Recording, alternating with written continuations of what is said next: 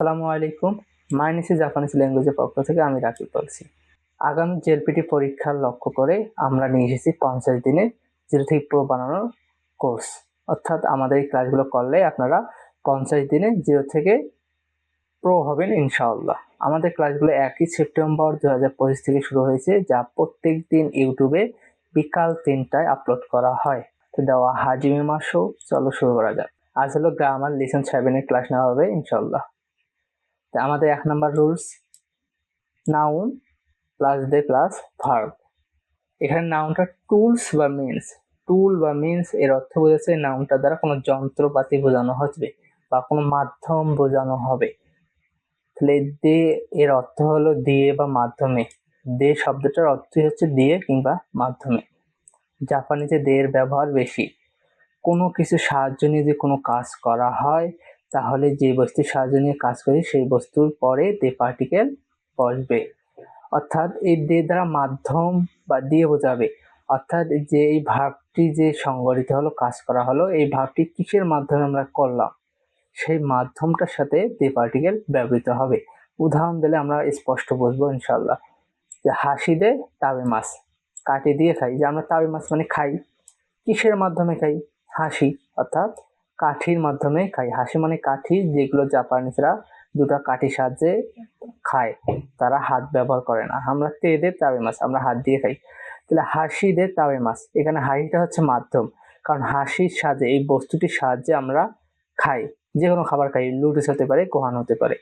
অর্থাৎ যেহেতু হাসিটা মাধ্যম, তাই তার সাথে কি ব্যবহৃত হয়েছে? দে পার্টিকেল ব্যবহৃত হয়েছে। অর্থাৎ কোনো মাধ্যম বা জিনিস যার মাধ্যমে ভাবটি সংগঠিত হয়, কাজ করা বোঝানো হয়, সেই মাধ্যমের সাথে দে পার্টিকেল বোঝায়। আর একভাবে মনে রাখতে পারি, যে কোনো দিয়ে অথবা দ্বারা বা মাধ্যমে এমন অর্থ যদি বোঝানো হয়, তাহলে দে পার্টিকেল ব্যবহৃত হবে সেই নাউনটির সাথে। যে নাউনটি দিয়ে কাজ করি বা নাউনটি দ্বারা কাজ করানো বোঝানো হয়, সেই নাউনের সাথে আমরা দে পার্টিকেল ব্যবহার করব। যে পরবর্তী উদাহরণ কি, নিহঙ্গো দে রেপোতো খাকিমাস। যে জাপানি ভাষা দিয়ে রিপোর্ট লেখি। আমরা যেহেতু রিপোর্ট লিখি, রেপোতো কাকিমাস মানে রিপোর্ট লেখা। এখন কিসের মাধ্যমে রিপোর্ট লেখে? জাপানি ভাষার মাধ্যমে, অর্থাৎ জাপানি ভাষার দ্বারা। যেহেতু এখানে জাপানি ভাষার দ্বারা বোঝাচ্ছে, অর্থাৎ দ্বারা মাধ্যম বা দিয়ে বোঝানো হচ্ছে, তখনই দি পার্টিকেল ব্যবহৃত হয়েছে। অর্থাৎ জাপানি ভাষার সাহায্যে আমরা রিপোর্টটা লিখতেছি। কার সাহায্যে লিখতেছি? জাপানি ভাষা অথবা জাপানি ভাষার দ্বারা অথবা জাপানি ভাষা দিয়ে অথবা জাপানি ভাষার মাধ্যমে, যেটাই অর্থ করো না কেন সবগুলোই ঠিক। তো জিতেন সাদে বাসুয়ে ইকিমাস, এখানে আমি ভুল করেছি, সুইমাসেন, এখানে হবে সুপা। তাহলে আবার বলি, জিতেন সাদে সুপায়ে ইকিমাস, যে সাইকেল দিয়ে সুপার মার্কেটে যাই। তেমন সুপায়ে সুপায়ে ইকিমাস, আমরা সুপার মার্কেটে যাই কিসের চড়ে বা কিসের মাধ্যমে করে? জেতেনশা।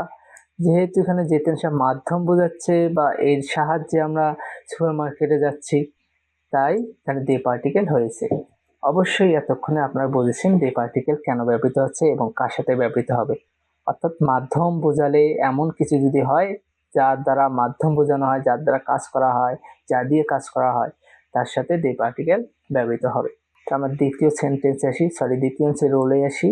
তো রুলটা কি দেখাচ্ছে? ওয়ার্ড বা সেন্টেন্স, তার সাথে ওয়া পার্টিকেল। তারপর নানি গোদে নাম দেশকা, এখানে গো, গো মানে ভাষা। এই যেখানে যে একটা নানি বা ড্যাশের মতো রয়েছে, এটার দ্বারা বোঝাচ্ছে এখানে একটা ভাষার নাম উল্লেখ থাকবে। হতে পারে ইংরেজি, হতে পারে বাংলা, হতে পারে হিন্দি। এই স্ট্রাকচার দিয়ে আমাদের কি বোঝানো হয়? যদি এক ভাষার শব্দ বা বাক্যকে অন্য ভাষায় কি বলা হয় তা জানার জন্য এই স্ট্রাকচারটি বা এই নিয়মটি ব্যবহার করা হয়। উদাহরণ দিলে আমরা সহজে বুঝবো। যে আরিগত, যে আরিগাতো এটা থার্ড ব্র্যাকেট দিয়ে বোঝানো হয়েছে বা কমার মাধ্যমে বোঝানো হয়েছে যে এই শব্দটা ওয়া, আরিগত ওয়া, বা এই শব্দটা হচ্ছে গিয়ে এইগো। এইগো মানে কি? ইংরেজি ভাষা। তাহলে এইগো দে ইংরেজি ভাষায় নাম দেশকা, কি বলে বা কি। নাম মানে জানি কি, যে নাম দেশকা মানে কি। যেহেতু এখানে দেশ আছে, বিদের নাম ব্যবহৃত হয়েছে, এখানে নানি ব্যবহৃত হয়নি। ছেলে আমরা উত্তরে বলতে পারি থ্যাংক ইউ। এটা দেখো থার্ড ব্র্যাকেট দ্বারা বোঝানো হয়েছে দিস, থ্যাংক ইউ বলে। তাহলে আমরা বলতে পারি থ্যাংক ইউ ওয়া নিহঙ্গো দে নাম দেশকা, মানে থ্যাংক ইউ শব্দটি হচ্ছে গিয়ে, এই যে নিহঙ্গো মানে জাপানি ভাষায়, তো জাপানি ভাষায় কি বা কি বলে? তাহলে আরিগাতো বলে, অর্থাৎ আরিগাতো দেশ। তেমনই ভাবে আমরা বাংলাও তো ব্যবহার করতে পারি। যেমন আরিগাতো ওয়া বাঙ্গুরা গো, অর্থাৎ বাংলা ভাষা। বাংগুড়া মানে বাংলা আর গো মানে ভাষা বোঝায়। তার মানে বাংগুড়া গো মানে বাংলা ভাষা দে মানে বাংলা ভাষার মাধ্যমে বা বাংলা ভাষায় নান দেশকা কি বলে, উত্তরে বলতে পারি ধন্যবাদ। তা আরিগাতোকে বাংলা ভাষায় কি বলে বা বাংলা ভাষায় কি হয়, তো উত্তর হবে ধন্যবাদ দেশ। তা আমাদের এই সেন্টেন্স বা এই রুলসটা কি শেখাচ্ছে, যে কোনো এক শব্দ, কোনো এক ভিনদেশি শব্দ বা কোনো একটা শব্দ নিলে সেই শব্দটার পরে ওয়া পার্টিকেল হবে। এটার দ্বারা বোঝায় যে যে ভাষায় কি বলে, এখানে যে ভাষাটা উল্লেখ থাকবে বাংলা ইংরেজি সেই ভাষায় কি বলে, অর্থাৎ এই শব্দটিকে এই ভাষায় কি বলে সেটা আমরা উদাহরণ দেখেই বুঝতে পারছি। তো আমরা রুলস 3 এবং 4 একসাথে পড়ব।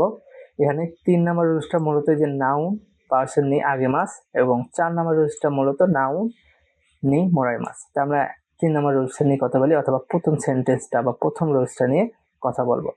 এখানে আমরা অবশ্যই আতিকছান এর ভিডিও আমরা দেখেছি ওয়ার্ডগুলো, সেখানে আমরা ওয়ার্ডগুলো মুখস্থ করেছি। সেখানে ভার্ব ছিল অনেকগুলো, সেই ভার্বগুলো মুখস্থ করেছি আশা করা যায়।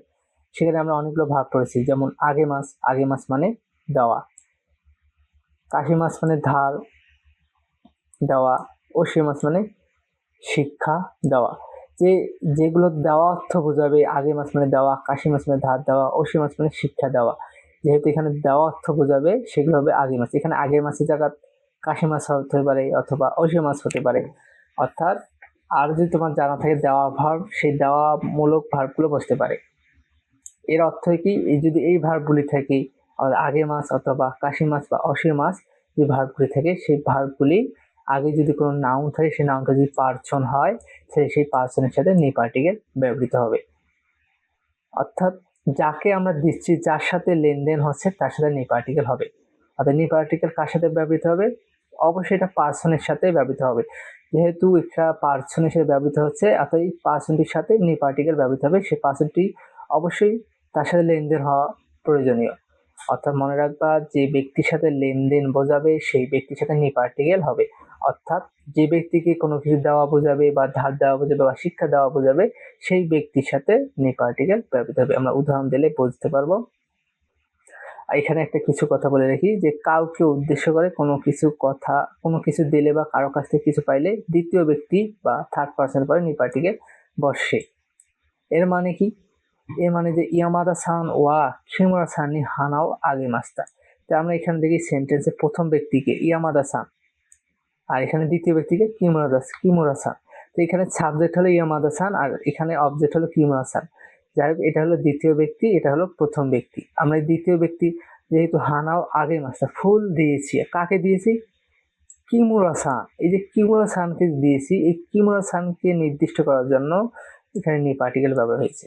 অর্থাৎ এমন ভাবে যার সাথে লেনদেন হয়েছে তার সাথে নি পার্টিকেল ব্যবহার হয়েছে। যেহেতু কিমুরা সানকে দিয়েছি, তার সাথে নি পার্টিকেল ব্যবহার হবে। আর এটা অথবা অন্যভাবে মনে রাখতে পারো, এটা দ্বিতীয় পার্সন, তাই দ্বিতীয় পার্সনের সাথে নি পার্টিকেল ব্যবহার হয়েছে। অথবা আরো ভাবে মনে রাখতে পারো, নি পার্টিকেল তার অর্থ কে বোঝাবে, অর্থাৎ যাকে আমরা দিছি বা যাকে দেব এমন বোঝালে যেই ব্যক্তির সাথে কে আসতেছে সেই ব্যক্তির সাথে নি পার্টিকেল বসিয়ে দেবো, আর যে দেবে সে হবে সাবজেক্ট, আর যাকে দেব তার সাথে হবে নি পার্টিকেল। মনে রাখতে হবে। এখানে আগে মাসের জায়গা হতে পারে, কাশি মাছও হতে পারে, ওষে মাছও হতে পারে। অর্থাৎ যাকে দেওয়া হবে, যাকে শেখানো হবে বা যাকে ধার দেওয়া হবে তার সাথেই নি পার্টিকেল ব্যবহার হবে, সেটা আমরা দেখলাম। আরো উদাহরণ দিলে আমরা বুঝতে পারবো। ইসান নি হন ও খারি মাস্তা, সরি এখানে হবে কাশি মাস্তা, এখানে কারি জায়গা হবে কাশি মাস্তা। তাহলে ইনসানকে আমি বই ধার দিয়েছিলাম। ঈশানকে কি করেছিলাম, বই ধার দিয়েছিলাম। এখানে লেনদেন কার সাথে হয়েছে, ঈশানের সাথে। যেহেতু ঈশানকে কে কার সাথে আনতেছে, ঈশানের সাথে কে ব্যবহৃত হচ্ছে, যেহেতু ঈশানের সাথে কে ব্যবহৃত হচ্ছে বিদায় ঈশানের সাথে নি পার্টিকেল ব্যবহৃত হবে। তো যার সাথে কে যুক্ত হবে তার সাথে নি পার্টিকেল ব্যবহৃত হবে। আর কারি মাছটা মানে কি, দিয়েছিলাম। অর্থাৎ কারি মাছটা আগে মাছটা এমন ভাবগুলো যদি থাকে, দেওয়া অর্থ প্রকাশ যদি করে, আমরা যাকে দেব তার সাথে সেই ব্যক্তির সাথে নি পার্টিকেল ব্যবহৃত হবে।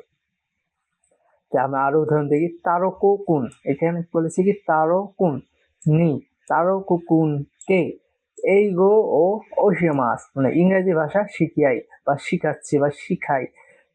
তাহলে কি কাকে শিখায়, তারকুনকে শেখায়। যেহেতু তারকুনকে শেখাচ্ছে তার সাথে নি পার্টিকেল ব্যবহৃত হবে। একটা সাবজেক্ট এখানে উজ্জ্বল আছে, সেটা অতাশি ওয়া হতে পারে, যে কেউ হতে পারে। আমি হতে পারি, তুমি হতে পারো, কিন্তু এখানে মেন কথা আছে এখানে দ্বিতীয় পার্সন তার্কিকুন অর্থাৎ কাক শিখাচ্ছে, এখানে তার্কিকুনকে শিখাচ্ছে, সেজন্যই তার সাথে বি পার্টিকেল ব্যবহার হয়েছে। আমরা আর একটা উদাহরণ দিই, কাইসানি দেনও হাকেমাস, অফিসে ফোন করব। কোথায় ফোন করব? অফিসে। এখানে কাইসা কিন্তু মূলত একটা পার্সন বোঝাচ্ছে না, তবে যেহেতু অফিসে ফোন করব, যেহেতু অফিস তো সরাসরি একটা বস্তু, কিন্তু অফিসের মধ্যে তো লোকজন আছে, পার্সন আছে, সেই পার্সনগুলো বোঝানো হচ্ছে, অর্থাৎ অফিসের পার্সনগুলোকে বোঝানো হয়েছে নির্দিষ্ট করে, যাদেরকে আমরা কল দিলে পরে সেই অফিসের লোকটি ধরতে পারে, অর্থাৎ কাইসানি দেনোয়া হাকেমাস, অফিসে ফোন করব। অর্থাৎ অফিসে ফোন করবো বলতে অফিসে যে ব্যক্তিগুলো আছে বা অফিসের কর্মচারী ব্যক্তিদের কাছে ফোন করানো বোঝানো হচ্ছে। তাহলে কিমুরা-সান ওয়া ইয়ামাদা-সান নি হানাও মোরাইমাস্তা, এটা মূলত 4 নাম্বার রুলসে পড়া, আমরা এটা পরে আসতেছি ইনশাল্লাহ। আমরা 4 নাম্বার রুলে আবার যাই। আমরা এতক্ষণ দেখলাম 3 নাম্বার রুল, এটা আগে মাস। যদি আগে মাস 3 নাম্বার রুলে আগে মাস বা কাশি মাস বা ওশি মাস যখন দেওয়া, কাউকে দেওয়ার মতো কিছু বোঝানো হয়, আমরা যাকে দেব সেই পার্সনের সাথে নি পার্টিকেল হবে, অথবা যার সাথে লেনদেন হবে তার সাথে নি পার্টিকেল হবে, যে পার্সনের সাথে লেনদেন হবে সেই পার্সনের সাথে নি পার্টিকেল ব্যবহৃত হবে।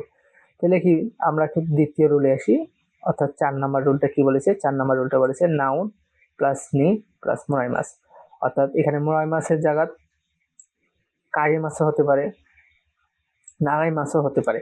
তাহলে মোরাই মাছ মানে কি? পাওয়া, আর কারি মাছ মানে ধার করা বা ধার পাওয়া। নারাই মাছ মানে শিক্ষা গ্রহণ করা বা শিক্ষা গ্রহণ পাওয়া, এমন বোঝাবে। অর্থাৎ এখানে মোরাই মাছের জায়গা খারি মাছ বা নারাই মাছও ব্যবহৃত হতে পারে। এখানে আমরা এর আগে দেখেছি যে আগে মাছ বা কাশি মাছ বা ওশিয়া মাছ যদি থাকে তখন নি পার্টিকেলটা যাকে দেব তার সাথে ব্যবহার হয়েছে, আর তখন নি পার্টিকেলের অর্থ কে বোঝাইছে। আর এখানে মোরাই মাছ, কারি মাছ এবং নারাই মাছ যদি ব্যবহার করি তখন নি পার্টিকেলের অর্থ হবে থেকে, এটা মনে রাখতে হবে। যদি আমরা প্রথম 3 নাম্বার রুলে আগে মাছ, কাশি মাছ, ওশি মাছ ব্যবহার করি তাহলে নি এর পার্টিকেলের অর্থটা দাঁড়াবে কে। আর যদি আমরা দ্বিতীয় রুলসে মোরাই মাছ কিংবা কারি মাছ, নারাই মাছ ব্যবহার করি তখন নিটার অর্থ বোঝাবে থেকে, অর্থাৎ অমুক ব্যক্তি থেকে আমি এটা পাই, বা এটা পাওয়া বোঝায় মোরাই মাছ, শিক্ষা পাই, ধার পাই বা কিছু একটা পাই, এমন বোঝাবে। তো উদাহরণ দেখি, এই যে কিমুরা-সান ওয়া ইয়ামাদা-সান নি হানাও মোরাইমাস্তা, অর্থাৎ কিমুরা-সান ইয়ামাদা-সান কাছ থেকে কি পেয়েছে? ফুল পেয়েছে। যেহেতু কার থেকে পেয়েছে? ইয়ামাদা-সান, যেহেতু ইয়ামাদা-সানের থেকে পেয়েছে বিদায় তার সাথে নি পার্টিকেল ব্যবহৃত হয়েছে। অথবা যার সাথে লেনদেন হচ্ছে, লেনদেন কার সাথে হচ্ছে? ইয়ামাদা-সানের সাথে হচ্ছে, অর্থাৎ ইয়ামাদা-সানের থেকে আমি ফুল পেয়েছি। যেহেতু লেনদেনটা ইয়ামাদা-সানের থেকে হয়েছে বিদায় তার সাথে নি পার্টিকেল হয়েছে। অথবা যদি যে ব্যক্তির সাথে, যে ব্যক্তির কাছ থেকে কোনো কিছু পাওয়া বোঝাবে, যে থেকে বোঝাচ্ছে বা যে ব্যক্তির কাছ থেকে পাওয়া বোঝাবে সেই ব্যক্তির সাথে নি পার্টিকেল ব্যবহৃত হবে। যেহেতু এখানে ইয়ামাদা-সান নি হানাও মোরাইমাস্তা, ইয়ামাদা-সানের কাছ থেকে ফুল পেয়েছিল, যেহেতু ইয়ামাদা-সানের কাছ থেকে বোঝাচ্ছে বিদায় ইয়ামাদা-সানের সাথে নি পার্টিকেল ব্যবহৃত হয়েছে, এটা মনে রাখতে হবে। তো কাইনা-সান নি সিডিও কারিমাস্তা, তো কাইনা-সানের কাছ থেকে সিডি ধার পেয়েছিলাম। এখানে কাইনা-সানের থেকে, এখানে নি পার্টিকেলটার অর্থ হয়ে যাবে থেকে। কেন থেকে হয়ে যাবে? কারণ এখানের ভার্বটা কারি মাছটা, যেহেতু কারি মাছ মানে পাওয়া বোঝাচ্ছে বা ধার করা বোঝাচ্ছে, যে আওশিয়া মাছ থাকতো বা শিক্ষা পাওয়া বা মোরাই মাছ থাকতো তখন নি পার্টিকেলটার অর্থ হয়ে যাবে থেকে। আর যার থেকে আমরা এই ভাবটি পাচ্ছি বা কাজটা করে পাচ্ছি, অথবা যার কাছ থেকে এই অবজেক্টটা পাচ্ছি তার সাথে নি পার্টিকেল ব্যবহৃত হবে। তো ওয়ান-সান নি চোগোকুগো নারাই মাস্তা, ওয়ান-সানের কাছ থেকে চায়না ভাষা শিখি অথবা শিখবো। তো কার কাছ থেকে আমরা শিখতেছি? ওয়ান-সান, যেহেতু ওয়ান-সানের থেকে শিখতেছি বিধায় তার সাথে নি পার্টিকেল ব্যবহৃত হয়েছে। আর নি পার্টিকেল ব্যবহার হওয়ার কারণে এখানে নারাই মাছ আছে, অর্থাৎ যদি ভার্বগুলো এবং নারাই মাছ, কারি মাছটা হয় তাহলে যে পার্সনের থেকে আমরা শিখবো অথবা যে পার্সনকে দেব তাই সেই পার্সনের সাথে নি পার্টিকেল ব্যবহৃত হবে, এটা আমরা বুঝলাম। এখানে একটি ব্যতিক্রম আছে, যদি কখনো কোনো প্রতিষ্ঠান থেকে কোনো কিছু নেওয়া বা গ্রহণ করা বোঝায় তাহলে ওই প্রতিষ্ঠানের নামের পরে কিন্তু নি পার্টিকেল ব্যবহৃত হতে পারে অথবা কারা পার্টিকেলও ব্যবহৃত হবে। তো এখানে দেখো আমরা একটু উদাহরণ দিই, যে গিঙ্কো কারা, ওখানেও কারিমাস্তা, ব্যাংক থেকে টাকা লোন করেছিলাম।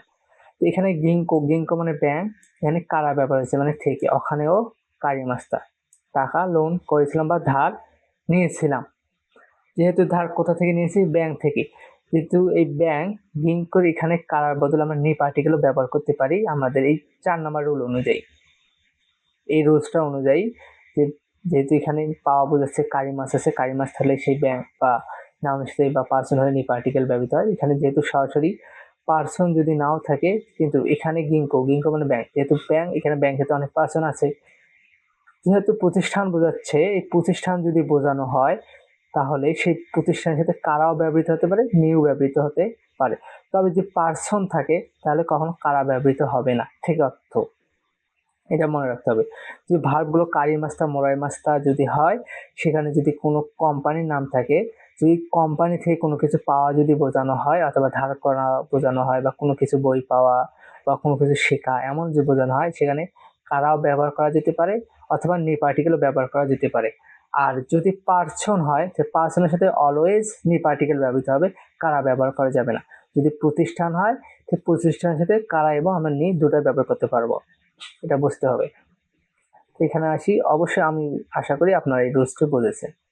তো 5 নম্বর রুলে আসি, মো মানে ইতিমধ্যে। মো মানে ইতিমধ্যে, আমরা ভোকাবুলারিতে পড়েছি ইনশাআল্লাহ। মো মানে কি? ইতিমধ্যে। এটা মো ইতিমধ্যে নামটি বা শব্দের অর্থ শুনেই বোঝা যাচ্ছে এটা অতীত বোঝাচ্ছে।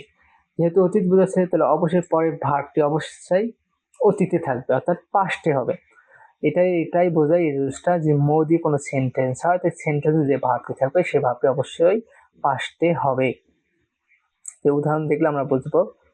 মো মানে ইতিমধ্যে, যে মো নিমুচ্ছ অখরি মাস্তা, যে মো মানে কি? ইতিমধ্যে বা ইতিমধ্যে নিমুচ্ছ, নিমুচ্ছ মানে পার্সেল, যে মো মানে ইতিমধ্যে, নিমুচ্ছ মানে পার্সেল। তো নিমুচ্ছ অখরি মাস্তা, পার্সেল কি পাঠিয়েছিলে?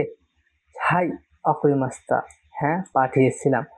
এখানে আর একটা প্রশ্ন করে রাখি, যদি কখনো মোদি কেউ প্রশ্ন করে, যে মোদি প্রশ্ন করা হয়, সেন্টেন্সে মো থাকে, আর যে মো থাকলে তার উত্তর যদি নেগেটিভ হয়, সেই নেগেটিভের জায়গায় মাদাদেশ ব্যবহার করতে হবে। সেখানে কিন্তু এই ভার্বের নেগেটিভ ফর্ম ব্যবহার করা যাবে না। এটা একটা ভেরি ইম্পর্টেন্ট রুলস। যদি মো দিয়ে কখনো প্রশ্ন করা হয়, সেই প্রশ্নের উত্তর যদি পজিটিভ হয়, তাহলে স্বাভাবিকভাবে উত্তর দেওয়া যেতে পারে যে হাই অখরি মাস্তা, সেই ভাব দিয়ে উত্তর দেওয়া যেতে পারে হ্যাঁ আমি পাঠিয়েছি। যদি উত্তরটা নেগেটিভ হয়, তাহলে বলতে হবে ইয়ে মাদাদেশ, অর্থাৎ মো দিয়ে যদি কোনো সেন্টেন্সে প্রশ্ন করা হয়, এর নেগেটিভ উত্তর হবে মাদাদেশ, কখনো অকরি মাসেন দেশটা হবে না। এটা মনে রাখতে হবে, ইয়ে মাদাদেশ। আর যে পজিটিভ হাই অকরি মাস্তা। যে আজকে আমাদের ছেলে এটা সর্বশেষ রুল 5 নাম্বার। তাকে কিছু কথা বলে নেই। কেউ যদি আমাদের পিডিএফটি চান তাহলে আমাদের হোয়াটসঅ্যাপ নাম্বারে যোগাযোগ করতে পারেন। আর কেউ যদি আমাদের অনলাইন ব্যাচে ভর্তি হতে চান তাহলে আমাদের হোয়াটসঅ্যাপ নাম্বারে যোগাযোগ করলে ইনশাল্লাহ ভর্তি হতে পারবেন।